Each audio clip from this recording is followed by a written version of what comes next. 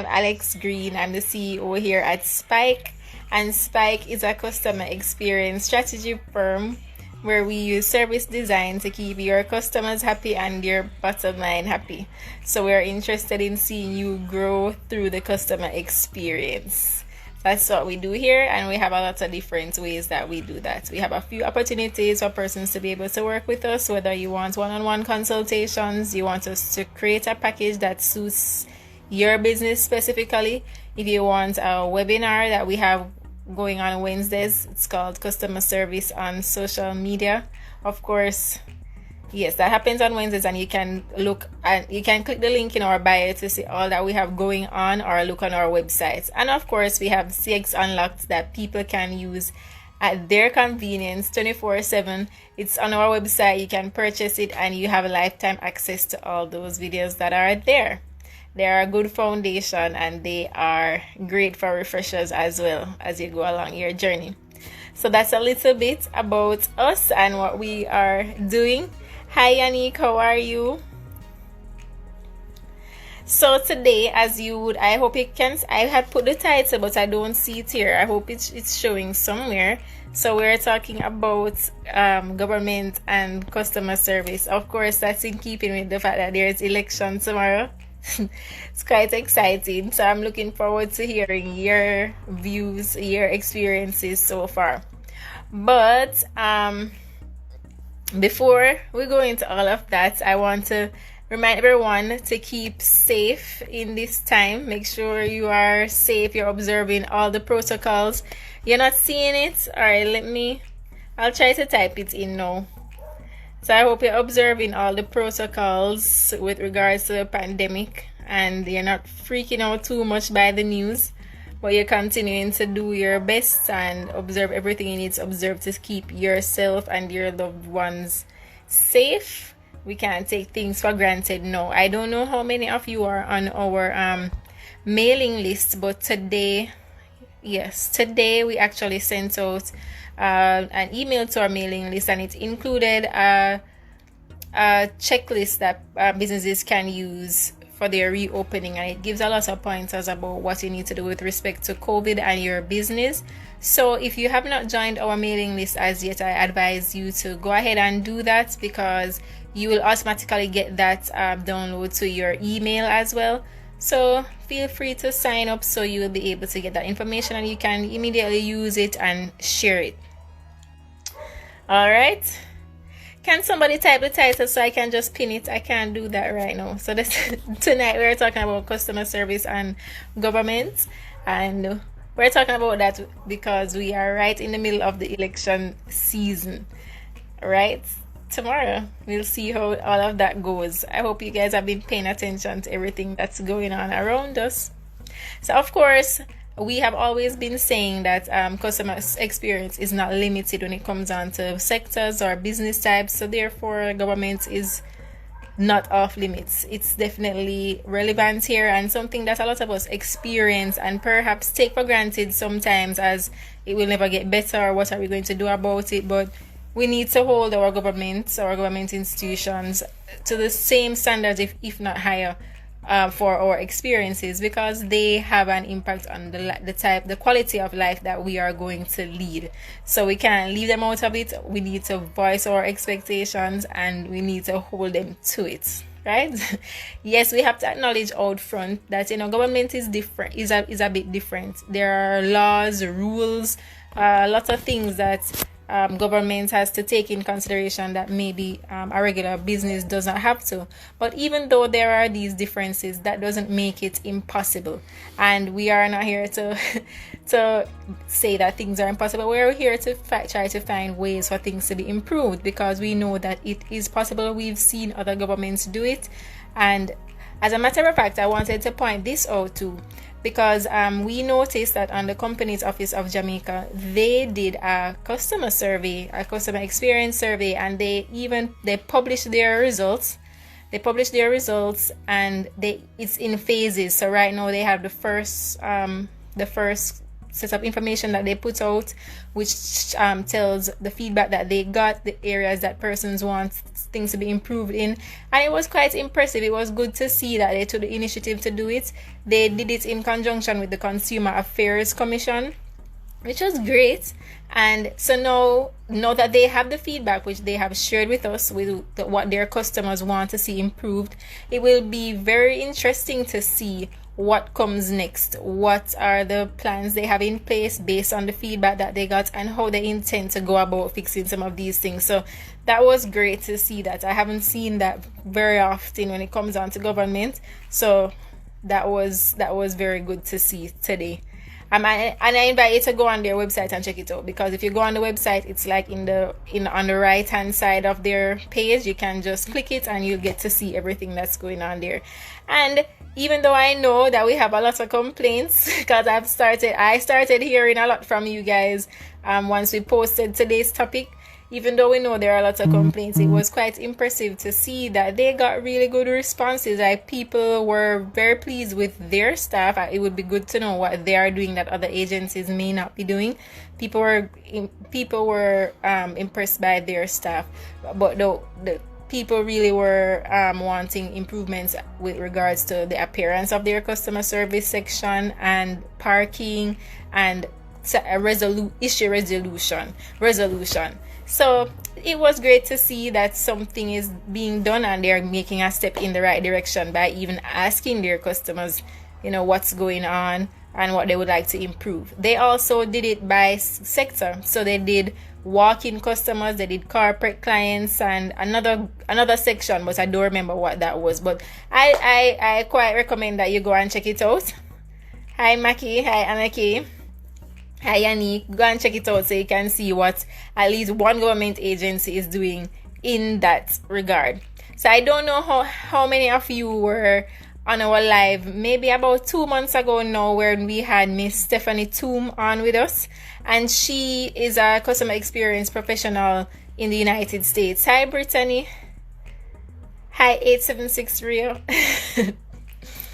Yes, she's a customer experience professional in the United States, and she actually has done work with their government. So it was good to hear from her, and you can go and check out that live on our YouTube channel or right here on Instagram. It's still saved on our IGTV.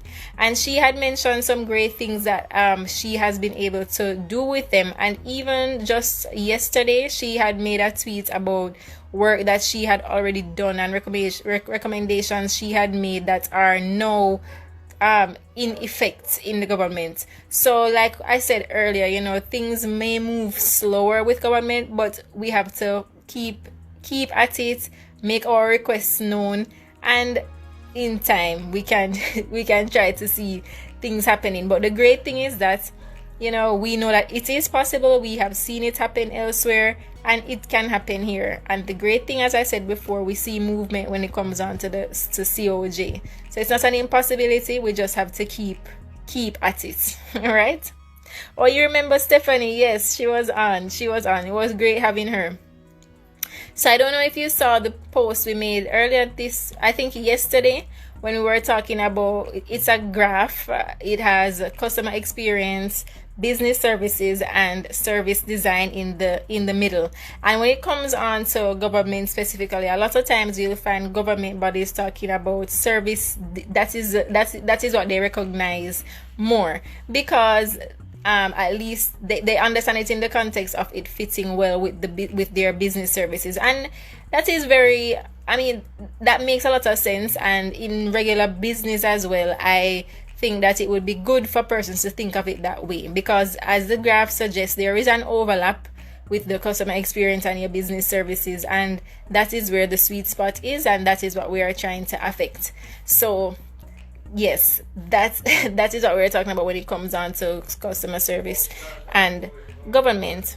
So as I said before, the government agencies are not exempt from the same treatment and standards that we want from regular businesses that we engage.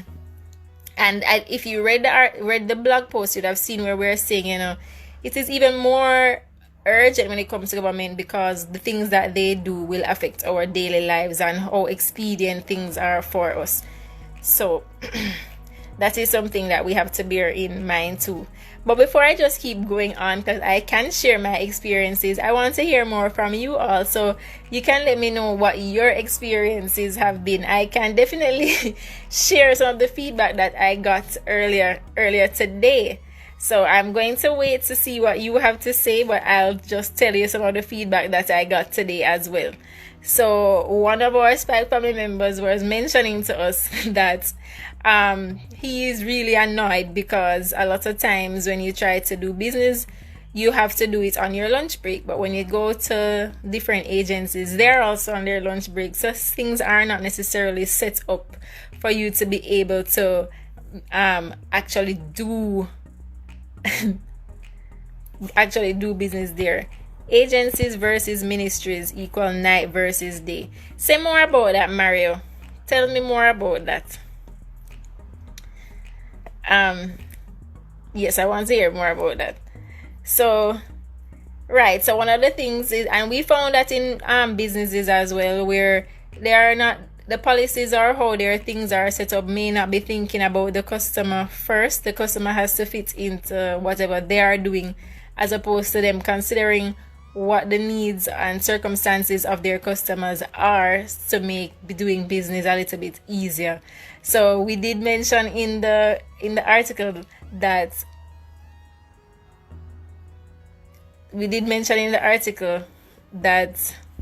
I don't think the average person knows the difference. I don't think that either, Kelly. They see everything as government. That is true. The average person doesn't know. The average person does not know. Agencies which are self-funded typically spend more on CX delivery. Some of them.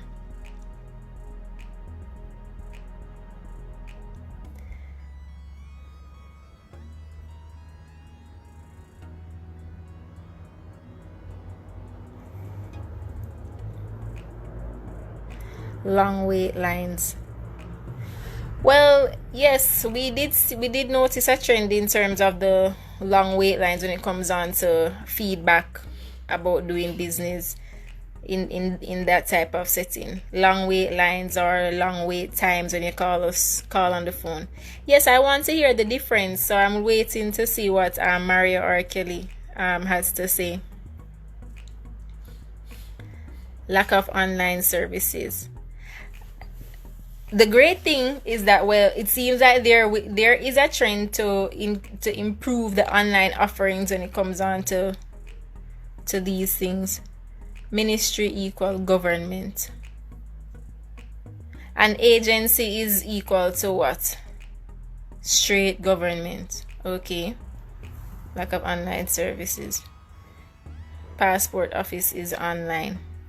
Right, so I know you can't, they did in recent times, they have put more things online.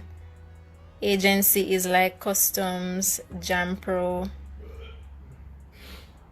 NHT. Well,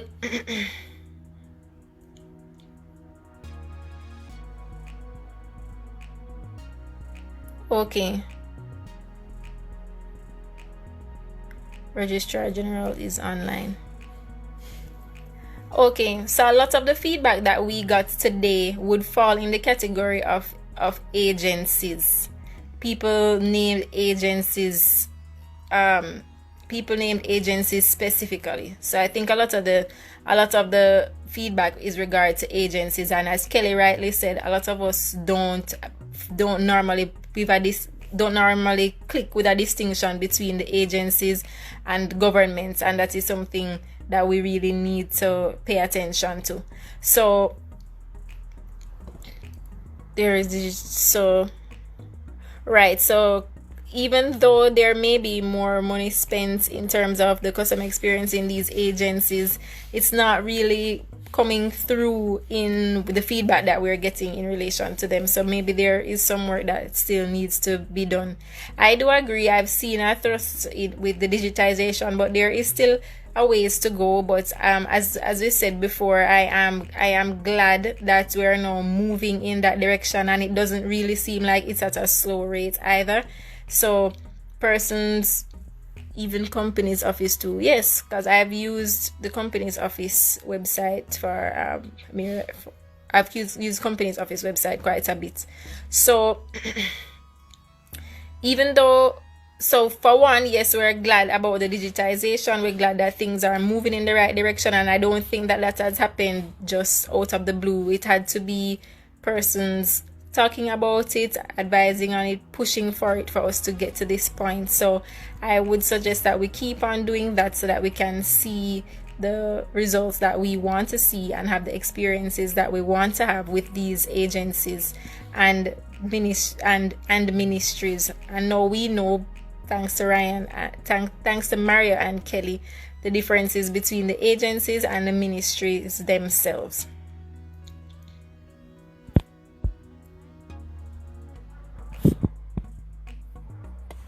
Even companies' offices too. Right. So one of the areas that we can affect is providing our feedback. Sometimes it is difficult because we have noticed that for some agencies and some of the ministry websites as well, it can be difficult to identify the people who we should be sending information to, and the option is not very readily available there in terms of like give feedback here or anything like that. Government did even have a customer service awards thing one time. We realized, Mario, that even if you have the award, what goes behind it? Who is determining who gets the award, and what is the actual work that we see happening on the ground? Although I would love to see more about those awards, because I wasn't aware of that happening either. We'd love to know the metrics for the awards if it's still keep. Right, we've actually been looking into different customer service award programs, and the ones that we have seen, it seems like persons nominate themselves, and then a board or group of people, the organization decides, will say whether or not this person is going to get the award. Yes, Mario, do you want to join the live? I don't know if it is still happening. When was that? When were those awards, Mario? Join the live, man.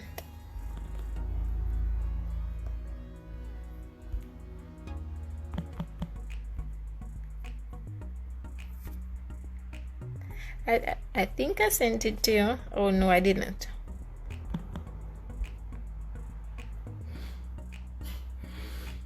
So let me see if you will come on to tell us more about some of these things.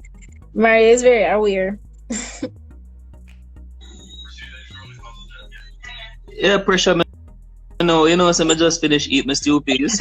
That's why you're fully ready to talk to us. You're fully ready to talk to us. Your belly full. The information is flowing. Tell us more about these customer service awards. Only you. All right. The last one I recall was in 2015.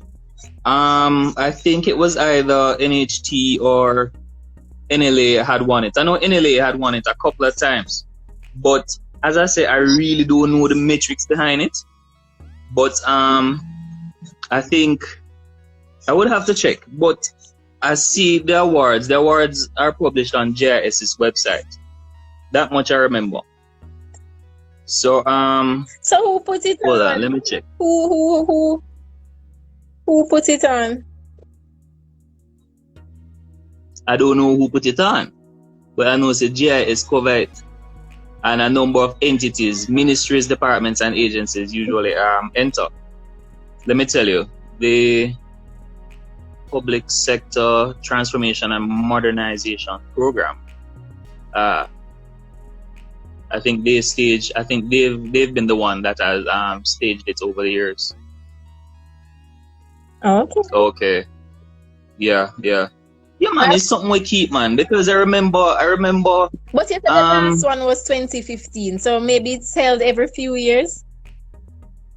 No, man, it's something that was supposed to be held every year. So I think like is a collective of the different agencies and departments that come together. And I'm not sure in terms of the judging or what the metrics for the judging are. But even in my time in government, seeing these entities win, I would sit back and oftentimes wonder, like, what is the judging criteria? Perhaps, perhaps it's a Yeah, feeling man. that them feel motivated to do something. I don't know, but perhaps Yeah, yeah, yeah. behind it sometimes. But I want to start saying Mm-hmm. some more about the government and the agencies, because what all Mm-hmm. right, what impact do the ministries have on the agency? All right. So the ministries usually provide oversight and policy direction for some of these agencies. Yeah. So the heads of these ministries, which are the permanent secretaries, um, the agencies usually report to them, or the heads of these agencies oftentimes report to them.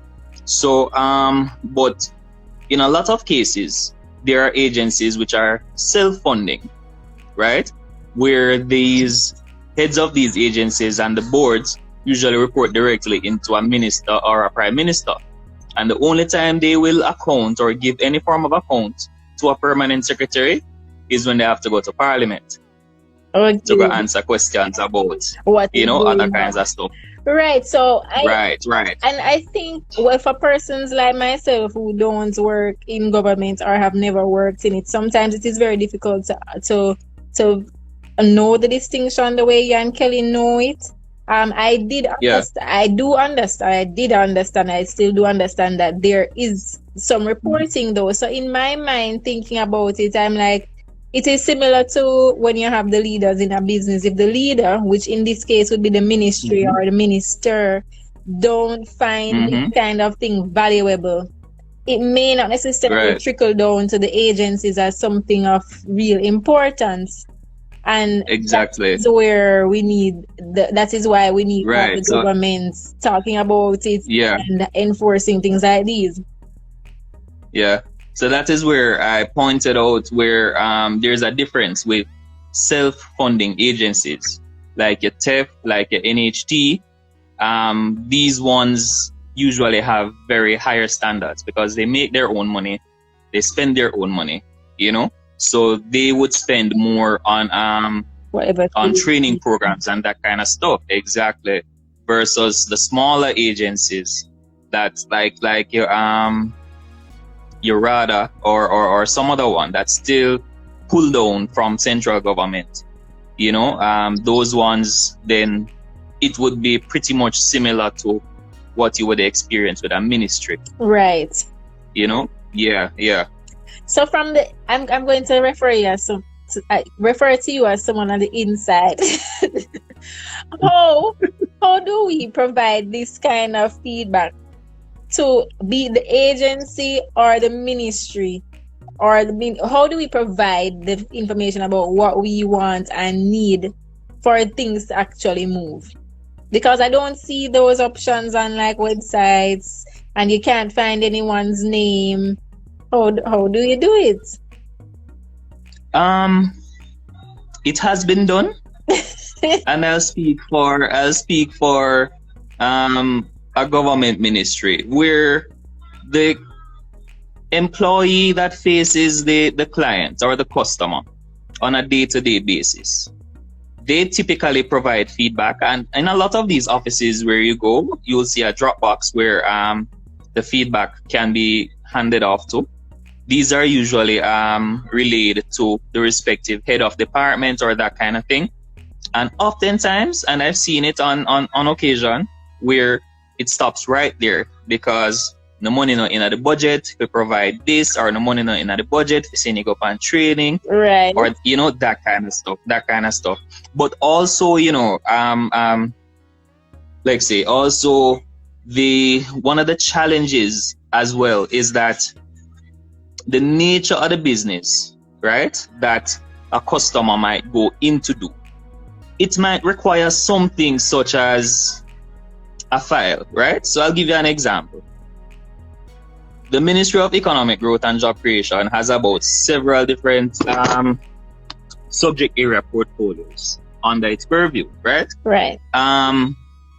So for an instance where it's something related to housing, they would need to get the physical file because a lot of this is not digital. Right. So they would have to send to get the file from the records room and then peruse the file, and so it's cumbersome, and then this leads to the customer being antsy, or providing a bad review of the experience, so a lot of the times it not even boiled down to the customer service rep, but it is usually some kind of internal processes and that kind of stuff. Right, which is what we were trying to bring out when we posted the diagram. So the customer experience, it's not going to just stand on its own. The business services tie into it. And as Kelly was pointing out, that the digitization push has begun. We see Brittany and others saying, and Cara saying that it's really necessary. So as Kelly is saying, there has to be re-engineering of government processes, and that is that doesn't stand on its own. You have to have that's going to impact the customer experience. So you can't just do the trainings and the workshop. You have to consider the processes too, so that you have the holistic change that you want to see. So that's our standpoint. That's where Spike comes in. That's what Spike does. We're not just here to say be polite, smile, treat people well, because as we said a few weeks ago now, you can smile, but if you're still telling people nonsense, they're still going to be aggravated. So the processes have to be developed. True. So I guess no, because we know that everything doesn't happen overnight. So thank God we have the digitization push and all of that. But for the time being, we still have to work with the processes as they are. But at the very least, we can let people know how long things are going to take, so they can, budget their time accordingly. You don't arrive somewhere and then you're flabbergasted, or you're so annoyed, or you can't believe you're going through all of this. So if you set expectation, people will be less annoyed. There is a whole space for competitiveness and growth and hardware. The people are a major part of that. That's excellent. I mean, that is great to hear, and I'm very happy that you're not hardware, sorry, hardware. Yeah. I'm happy that you and Kelly were available tonight to let us know some of these things, because we don't hear them. You won't know unless you know somebody who knows. So it's great to hear. And I would, as Maria is telling us that, you have the feedback boxes in some of these places. We don't necessarily like that option. It's kind of old school, but it's the option we have now. It is. Yeah. So we use the option that we have, and hopefully, as things progress, you keep seeing things happening. But for at least now, you have more of these agencies online, and granted, we may not get a response like on Instagram or Facebook, but they are right. Every once in a while somebody might check it, so we can send our messages to You are pushing. Hold on, Alexei. Michelle. Okay. A quick question: does your office have like a customer feedback box? No? Is there any way that you guys measure or gauge customer feedback at your office? No? Okay. Yeah. So my sister is a manager for a government office. I will not say where, but it is a customer facing office as well. Where they see clients in the hundreds. On a day-to-day basis. Yeah. Oh, Kelly is saying that they're trying to get younger people involved, can't keep hearing from the same 4 people. That is excellent. But yes, he did. He has. But another side of it too, because I don't want us to just be biased. But if you work in agencies like this, chances are you're overwhelmed too, because they don't have all the resources that they would like to have, and usually the staff is not enough to manage the load. So sometimes the staff is overwhelmed. So as we always say, there is usually a connection between the pain points of the customer want to start with getting information from the customers, you can listen to your staff to see what is overwhelming them, and if you start fixing those things, it will help your customers too. So even for the places without a feedback box, they can just listen to their staff a little bit. True, but what Kelly said about facts, understaffing is a problem. Yes, Cara, I agree with the understaffing part. It is and has been a problem. Yes. And if you're going to work, just do the work. Hire sensible people. I mean, that is true. I was listening to a line the other day with a young lady. I cannot remember her name now, but she works at a staffing agency, and her feedback was that Jamaica does not have a strong candidate pool. But at the same time, I know that there are a lot of qualified people who are working in jobs that are beneath their qualifications. So I think we need to look again at who we're hiring, as Kelly and Anna K are saying, and hire people who have sense. And when you hire the people who are sensible, allow them, give them the room to use the skills that we hired them with, and not stifle them. Yeah, that's true. To just be robots. So I think we're agreeing. So we just have to use the feedback boxes and then just keep saying. Yeah, but Lexi, I think there's more to it than feedback boxes, because what you find, in a lot of these government offices and some of the people who pull down on these services, enough time them can't read and write, Really? Huh? My sister just agreed with me. My sister just agreed with me. Michelle, that is it, right? Yeah, a lot of times these people can't read and write. Then how is it that we have people with She said she can't read, she can't write. Thanks, Kelly. Right. How is it that we have people with degrees working at the call centers, not using their degree, but we have people who can't read and write serving the general public? How did they get jobs? No man, we're not talking the jobs, we're talking the customers. It can be hard. So some of the times like say is the customers that cause part of the problem. Oh, I get what you're saying. You're saying to the customers. Right. Yeah, man, it's the customers. Here is what I have to say to that.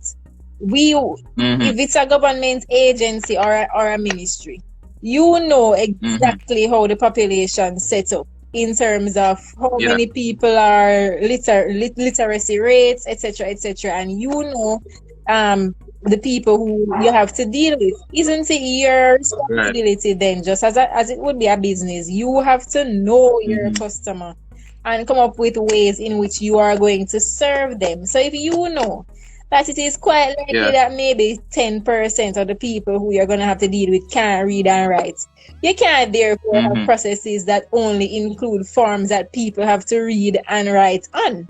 You have to provide ways around it. So if that means you're gonna have just like when you have people who sign for the and, you have to have people who are going to help these people along. Yeah. And since we're talking about government, if the government knows that we're facing these issues, then we need to do something about the literacy island wide then, right? That it would only make sense. Yeah. But one of the things, right? Yeah. And you find this across the board, Lexi. Government services, especially where customers go into these entities, is usually for poor people, You understand? It's not no young, struggling people like me and you going to certain government offices, Exactly. It's some elderly people. So why we have farms there? We know who come in. Yeah, but I don't know. Michelle, I'm not suggesting that it is an easy thing to overcome, because here is Kelly asking how you digitize literacy. There is no way. I'm not suggesting it is easy, But with everyone we work with, we have to Okay. understand the clients that we get and then find a Yeah. way to meet the clients where they are, because it's gonna just be frustrating for the client and the employee. We know them can't read. So makes sense. That we have to know, so we have to Yeah. read it here and find ways to get the thing done. I think online Yeah. offerings help to alleviate the in-person traffic so offices can still help those who need to speak instead of read and write. Well, yes, that is true. Think about right. Yeah. Yeah. Right. So if we know, say, we're not getting the people who not like that, we can't put Mm. processes that require that. It's not gonna make sense. Yeah, but in the case of my sister, where the processes and directives come down from a bigger yard Yeah. up in Kingston, so she as the manager don't really have much flexibility whereas that is concerned, and I'm sure on multiple occasions she has brought this to the head office and the powers that be at the head office to say, listen, we need to modify these processes or that kind of thing. But it boils right back down to something that Kelly said earlier, that it has to have a champion. You understand? Right. A digital transformation needs to happen.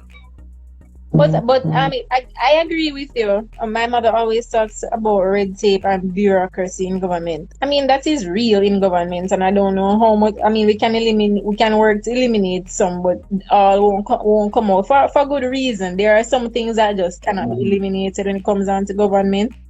But Yeah. I mean, the difficulty is that in this case, like persons like you and I who can communicate that this is what's happening, we need to do this for these people.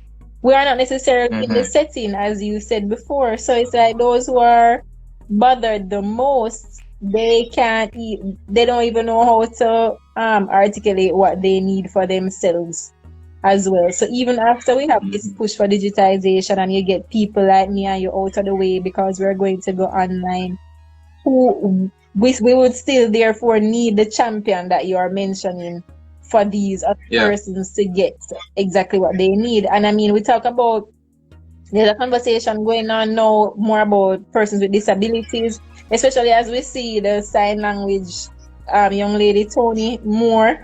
Right. There's a conversation about that. But I guess we need to include in our conversation the illiterate. They don't necessarily have physical disability, but they have a problem. They have a gap, and we have to account for it and help them. If they take this how can there be change? That too. So who exactly? One of the ways we hold our ministries and agencies accountable is by voting. I was just about to say that, because one of the points we had is we're tomorrow is election day. It's time to vote. How many of us have heard any candidates mention anything about this? Nobody is coming top of mind for me when it comes on to things like this, like improving our processes, because yes, there are a lot of problems, but as you and Kelly have brought out, and a lot of persons on live tonight, there are things that are going in the right direction that we have not heard about, but a lot of things that would give us more room to tackle more of our larger issues and make processes easier. We haven't heard about that. Nobody is talking about that, and if we don't fix those things, we're kind of going to be going in a cycle. We say we won't vote because they won't do anything, but look where we were 15 years ago and where we are now. That's true. Things are always changing. Things are always happening. So whether it be for the good or bad, things are going to change. So it makes sense to vote and get the change you seek. They have spoken about it, both sides. What? Kelly, that is true. It's me, Kelly. You heard Maria say she heard. Kelly says she heard. There. They have. I heard about digitization. So I'm not talking about the digitization, because I've definitely heard that and I've definitely seen some of that already come into life. I'm more so talking about the processes processes, like all the steps it's Yeah. going to take to get from one place to another, all the things that you're going to have to do, all the documents that you need. I have observed though that I think, especially for passports in the recent times, that it's much easier. The length of time is less. Oh yeah, yeah, So yeah. I have They have come observed, leaps and bounds. yeah, I have Mm-hmm. observed that. And one of the things that I do notice that government has to get some wins. So I know everything is not going to happen how you and I may prefer in the area that you and I like, Mm-hmm. but they're gonna get some of the big things out of the way first. That Yeah. will necessitate a change in processes. Okay. Well, I hope to see that come to life in some of the agencies that we have to deal with on a more regular basis, like the tax offices. I hope to see that one come to life. Manual process Yeah, yeah, yeah. Yeah, engineering. the tax office needs some radical transformation. You mean Yeah. Tax re-engineered? office. Yeah, yeah, the tax offices, right? Manual process must Yeah be man, yeah man. re-engineered. Yeah. The Ministry of Labor and Social Security. Yeah. They need some, I don't know if it's re-engineering of processes, but I think something needs to be done. Yeah man. Yes. I Yeah man. wonder if Kelly wants to come and tell us more about these re-engineering, these processes that need to be re-engineered. But yes, I know, but I agree that processes have to be re-engineered. But I want us Yeah. also just remember that even the process of re-engineering processes takes time, because everything Yeah. affects something else. And especially when you're dealing with Mm-hmm. government, you can't take things for granted. You have to Oh know yeah. what impacts it's going to have and make the necessary Mm-hmm. changes. So I am aware that things take time, but let's hope that it doesn't take too much time. Oh, Kelly is willing to join. Let her tell us Kelly, about these processes, Mario. Thanks for you're coming up on, Mario. next. I really appreciate it. You're welcome, Lexi. Later, have a good night. All right, you too. Bye bye.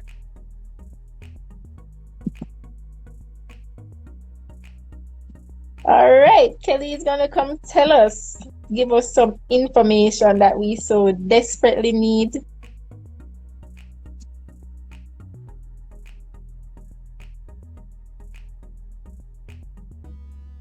Do you get the request? I sent it.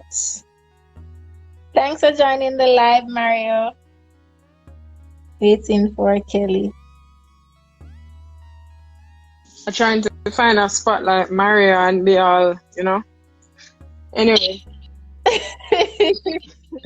I can't find a spot, but I just wanted to say that yes, there are certainly a lot of government processes now that are in the process of re-engineering. But to your point, Lexi, re-engineering does take time, and within the government space, there are a number of steps. So one, identifying which processes need to be re-engineered. Remember that we're dealing with a government with however many ministries, departments, and agencies. So you have to prioritize the areas that you want to focus on, right? After you prioritize that, and then imagine that every ministry, department, and agency wants their process to be re-engineered. Because if I worked at an agency, me don't want nobody to cuss me every day and tell me how this slow and that slow. Because let's face it, the customers can be very harsh.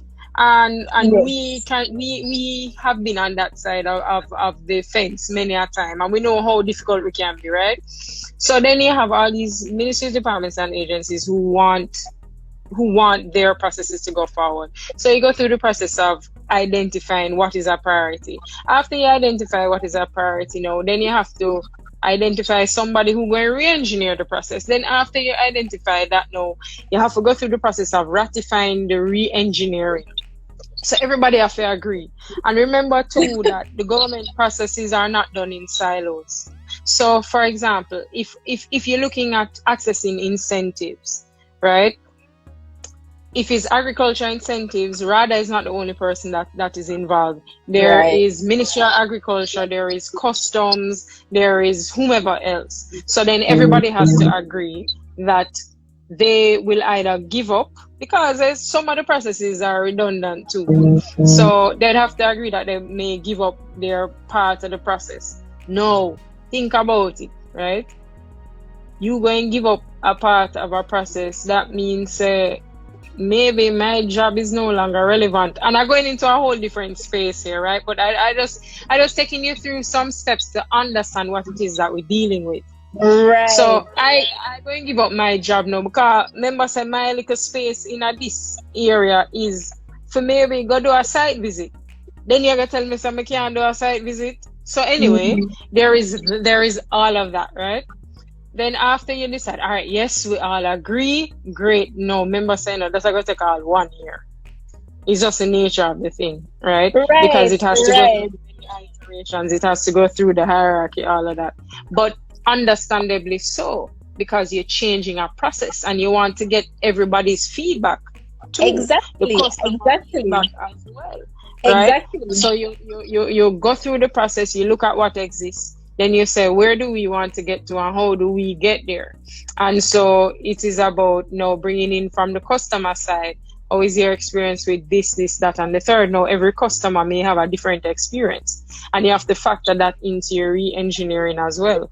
So it's a lot of things that go into it, and then identifying the consultant spike maybe to be the ones that will re-engineer that process and identify what the next step should be, and then that going to take Yes, another year. I joke, it may not take a year, I but mean everything takes time, and we cannot right. underestimate that. But as you are mentioning, like the the change management process is what makes some of this more bearable for the customer and the employees, agencies, etc.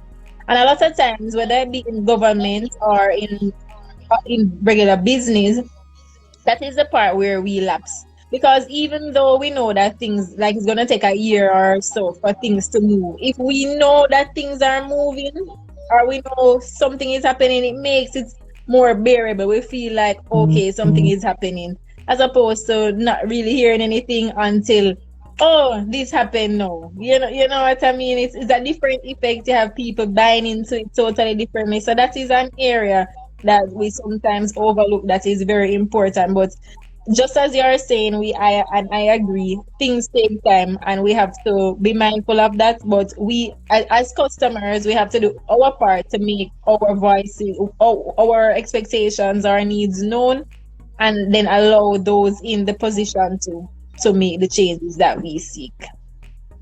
Absolutely. And then we also have to remember too that a lot of times the information is out there, but if you're not looking for it, you'll never see it. Because how many of us know that there's a gov.jm platform? There's a platform that outlines all the government agencies, what they do, how they can help you, and what the processes are. But we don't know. And you wouldn't know unless you go looking for it, right? And the fact it would be nice if, when you're scrolling through TV, you see an ad, but then we don't watch local TV. It would be nice if when you're on your phone, they put up an ad on your phone, but then the government doesn't have unlimited funds to keep that ad up for any length of time. Yes, So they put the ad in the paper, but we don't read the we paper. don't read paper. Yeah. So there's a lot of information out there. There is a national business portal that's being developed now. We're not quite finished yet. But what that portal will do, if you're investing in Jamaica, that means if you're starting a business, it provides information on from from you conceive the idea of starting a business right through to closing the business. So Okay. it's from start to finish and everything in between is what that national business portal does. And the objective of the national business portal is to get everything online, all the government processes. That is excellent, and that's good information to know. And I guess, as just as you're saying, there is a responsibility on on the consumer or the customers at all times to find information sometimes. But I guess one of the things that perhaps that governments can do once in a while is go on like pages that all of us follow for stupid things, but it gets a lot of traffic. Every once in a Yeah, while, put some things there so people even have a vague memory that something exists. this Because as exists. you are saying, we are not going in the places that the information is. It So is, yeah. And then sometimes too, a lot of the things that we do a lot of the government agencies that we interacted on a daily basis, the opposite is true, where they don't have the information and nothing is standard. And one day you go there to buy a pair of glasses and you hear that the process is this. Tomorrow you go there to buy a pair of glasses and it's a totally different process. And you're like, so what changed? And the so I same. know that the right. So I know that the digitization thrust, the objective of that, or one of the objectives of that is to standardize processes so that the experience is the same as much as possible. Yeah. And where we need the public's help though is to provide feedback, because the government does put out every policy, every bit of legislation that is done, the government asks for feedback. How many of us commented on the customs legislation that came out recently? None of us, because it's 500 pages and we figure it don't apply to us. However, you guys bring in things when you travel. You bring in things. The customs legislation apply to you.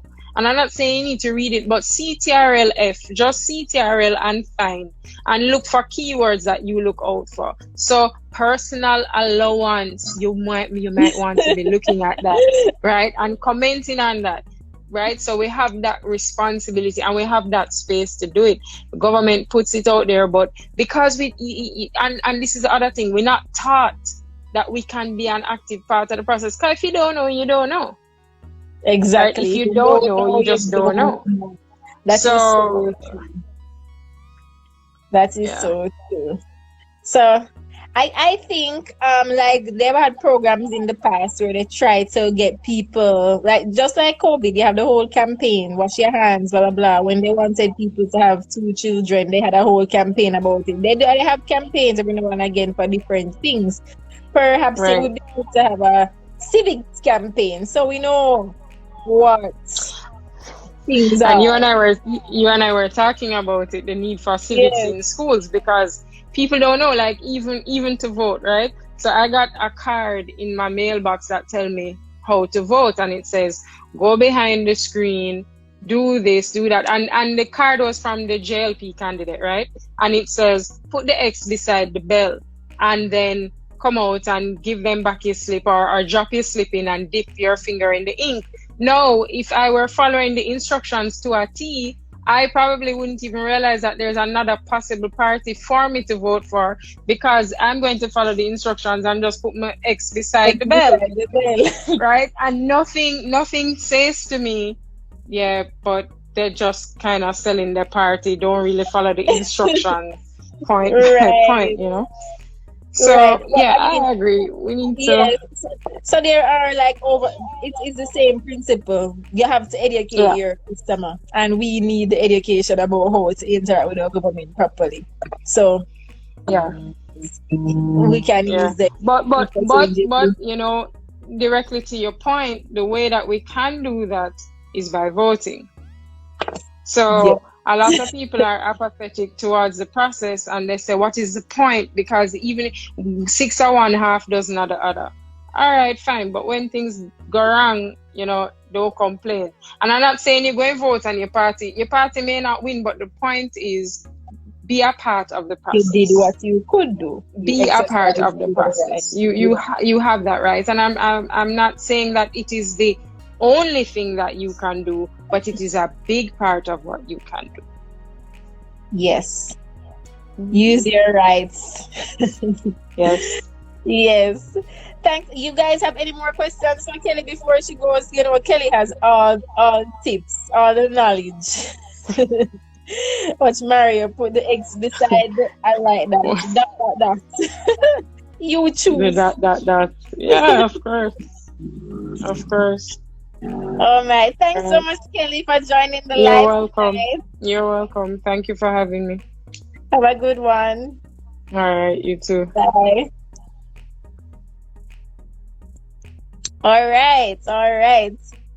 This was all so good. I'm so happy. Thanks so much, Maria and Kelly, for coming on and giving us all the information. So we now know that the agencies and ministries are two different things, but the ministries can impact the agencies greatly. So we give our feedback where we can. We exercise our rights to vote. This is a part of giving our feedback.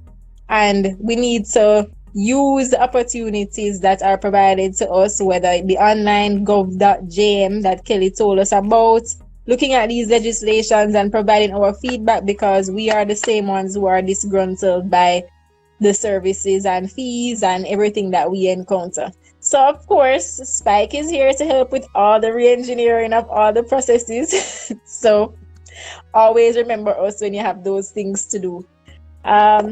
Thanks everyone for joining our live tonight.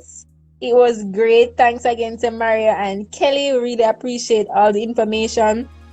And once again, remember to sign up to our mail list. You can click the link in the bio so you can get our free checklist that includes COVID preparedness with regards to businesses and your customer experience. All right. Have a great night, everyone. Be safe tomorrow. For those of us in Jamaica who are going to go to vote, keep safe, practice all the protocols, and we will see you next week for another Spike Chat. Have a wonderful night, everyone. Bye-bye.